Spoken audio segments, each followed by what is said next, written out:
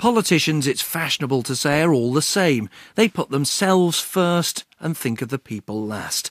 They are, it is said with alarming frequency, greedy, lazy and self-interested. What we hear much less frequently is what they, our leaders, really think of you, those whom they lead. Sure, we take for granted that those who want your support tell the people that they're the finest, the fairest, the truest on the globe. But what do they really think? Niccolo Machiavelli's The Prince, a kind of know-your-facts primer on how to wield power, made his view very plain. So plain indeed that the great English historian Lord Macaulay claimed that it was impossible to read the book without horror and amazement. Such a display of wickedness, such cool, judicious, scientific atrocity belongs, Macaulay wrote, to a fiend rather than to the most depraved of men. You are about to hear what appalled Macaulay so. You'll hear Machiavelli describe men as ungrateful and inconstant, simulators and dissimulators, hungry for profit and quick to evade danger. Harsh but fair, some might say, coming from a man who was writing in middle age after enjoying first great power and prestige and then wrongful imprisonment, torture and exile. Machiavelli was no sentimentalist. His recommendation to princes that they must learn how to be able not to be good won him the condemnation of a church that declared such views to be opposed to Christian doctrine. Before you join in that condemnation, listen out for insights into the popular mood which perhaps hold true still. If you're nevertheless shocked, though, by his contempt for the people, ponder a little about how common it is for people to hold their leaders in contempt.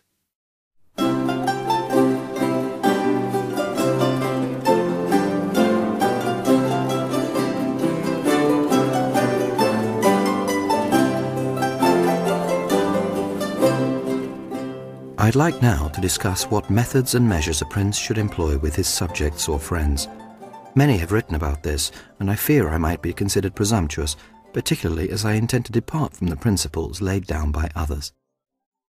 Many have imagined republics and principalities that have never been seen or heard of, because how one lives and how one ought to live are so far apart. He who spurns what is actually done for what ought to be done will achieve ruin rather than his own preservation. A man who strives to make a show of correct comportment in every circumstance can only come to ruin among so many who have other designs.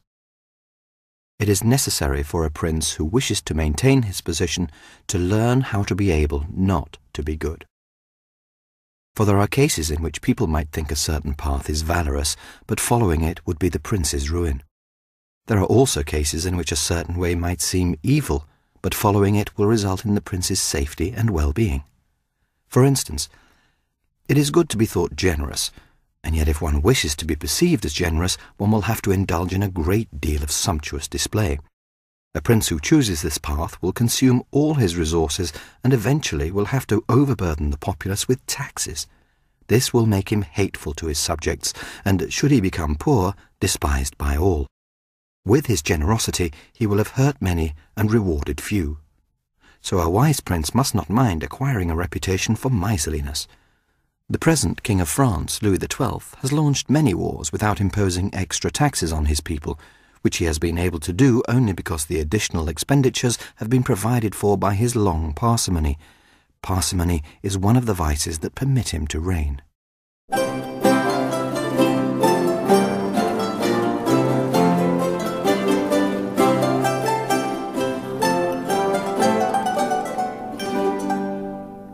Of cruelty and mercy, and whether it is better to be loved than feared.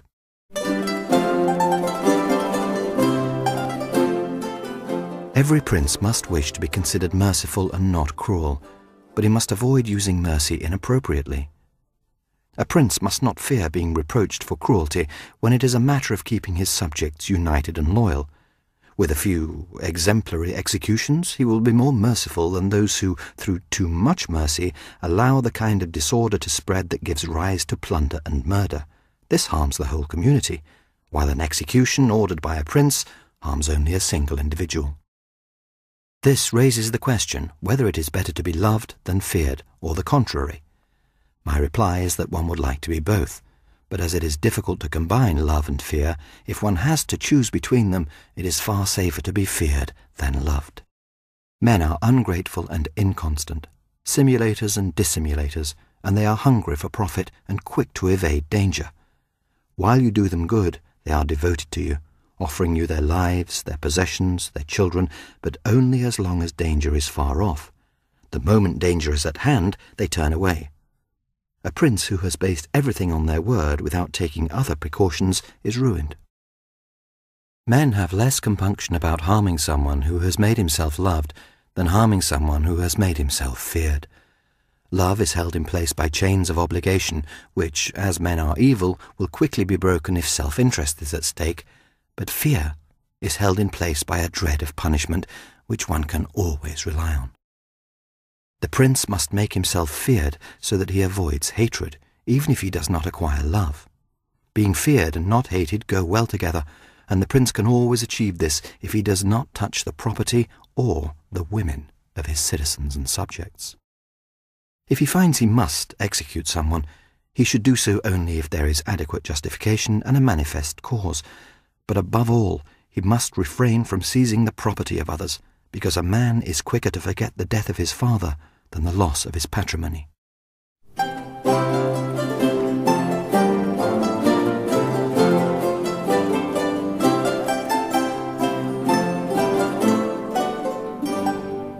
Of the need for princes to keep their word. Everyone knows how commendable it is for a prince to keep his word and live by integrity rather than by cunning. And yet our own era has shown that princes who have little regard for their word have achieved great things, being expert at beguiling men's minds. In the end, these princes overcame those who relied solely on loyalty. A prince must know how to use the nature of the beast to his advantage. He must emulate both the fox and the lion, because a lion cannot defy a snare, while a fox cannot defy a pack of wolves. A prince must be a fox to spot the snares, and a lion to overwhelm the wolves. The prince who models himself only on the lion does not grasp this, but a wise ruler cannot and should not keep his word when it would be to his disadvantage to do so, and when the reasons that made him give his word have disappeared. If all men were good, this rule would not stand. But as men are wicked and not prepared to keep their word to you, you have no need to keep your word to them. Nor does a prince ever lack legitimate pretexts for concealing the fact that he has broken his word. There are countless examples from our times of the many peace treaties and promises that have been rendered null and void through the fickleness of princes. The princes who have best used the nature of the fox to their advantage have been the most successful. But one must know how to be a great simulator and dissimulator. Men are so simple and so prone to being won over by the necessity of the moment that a deceiver will always find someone willing to be deceived. There is an example from recent times that I don't want to pass over. Pope Alexander VI never thought or did anything except to deceive, and he always found someone to deceive. Never has a man made more grandiose promises or sworn greater oaths and kept them less. And yet he always got away with his deceptions because he was so well acquainted with this aspect of the world. Of course, it's best to both seem and be merciful, loyal, humane, upright and scrupulous, and yet one's spirit should be calculated in such a way that one can, if need be, turn one's back on these qualities and become the opposite. It is vital to understand that a prince, particularly a new prince, cannot afford to cultivate attributes for which men are considered good. In order to maintain the state, a prince will often be compelled to work against what is merciful, loyal, humane, upright, and scrupulous. He must have a spirit that can change depending on the winds and variations of fortune. If possible, he must try to distance himself from what is good, but he must also, when necessary, know how to prefer what is bad. A prince must be very careful to seem a paragon of mercy, loyalty, humaneness, integrity, and scrupulousness. Indeed, there is nothing more important than appearing to have this last quality. Men in general judge more with the eye than with the hand, because everyone can see, but few can feel. Everyone sees what you seem to be, but few feel what you are, and those few will not dare oppose the opinion of the many who have the majesty of the state behind them. In the actions of all men, and particularly the prince, where there is no higher justice to appeal to, one looks at the outcome. The common people will be convinced by appearances and by the end result, and the world is made up of common people, among whom the few dissenters who can see beyond appearances do not count when the majority can point to the prince's success. A certain prince of our times, whom I shall not name, Ferdinand II, preaches nothing but peace and loyalty, while he could not be more hostile to both. Yet if he lived by what he preaches, he would by now have lost both his reputation and his state many times over.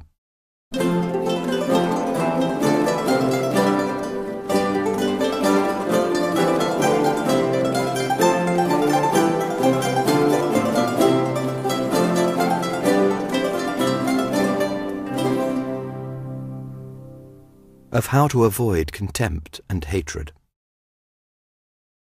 What will make the prince hated above all is seizing the property and women of his subjects, which he must refrain from. Men will generally live contentedly as long as their property and honour are not touched. What will make the prince contemptible is for him to be perceived as undependable, frivolous, effeminate, pusillanimous, and irresolute, against which a prince must guard himself as from the plague. He must do his utmost so that his actions will be perceived as imbued with greatness, courage, dignity, and power. And as for the private affairs of his subjects, he must be adamant that his decisions are irrevocable. He must maintain a standing so that no man would venture to cheat or deceive him. A prince who creates this opinion of himself will be greatly esteemed, and it is difficult to attack or conspire against one who is greatly esteemed, so long as he is perceived as excellent and is revered by his people. When external affairs are stable, the prince must still fear that his subjects might conspire secretly against him, but he will be quite safe from this as long as he avoids being hated or despised and keeps the populace on his side. One of the strongest remedies a prince has against conspiracy is not to be hated by the masses, because conspirators are invariably certain that they will satisfy the populace by killing the prince. But if on the other hand they think they will enrage the populace, they will not pluck up the courage for such an act, because the difficulties facing conspirators are infinite. Experience has taught that there have been many conspiracies, but few that have ended well. Whoever conspires can't do so alone, and he can't attract supporters other than those who he believes are malcontents, and the moment you take a malcontent into your confidence, you give him the opportunity to become quite content, pursuing his own advantage by betraying you. A prince need not worry unduly about conspiracies when the people are well disposed toward him, but if they are his enemies and hate him, he must fear everything and everybody.